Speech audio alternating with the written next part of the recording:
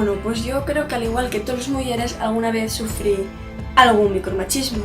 El problema que tienen es que como pasen una vida diaria, pasen casi desapercibidos y no te das cuenta de que muchas cosas son micromachismos.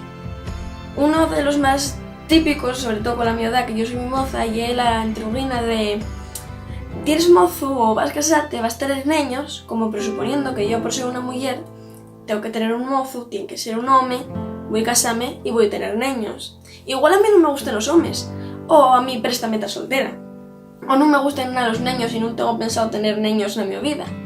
Y esas cosas deberían cambiar, porque la androguina esa hacía hace 60 años y no era tan raro. Pero ahora, en el siglo XXI y en los tiempos que estamos, no podemos seguir teniendo esa mentalidad. Por eso yo creo que es importante, cada vez que suceden estas cosas, decir no y así, para que esto cambie y podamos evolucionar. Y esta semana, el 8 de marzo, salir todos a la calle por una sociedad sin machismo y hacer que las cosas de una vez cambien y tengamos una sociedad en la que todos valgamos lo mismo. Nesti 8 de marzo por una sociedad sin machismo.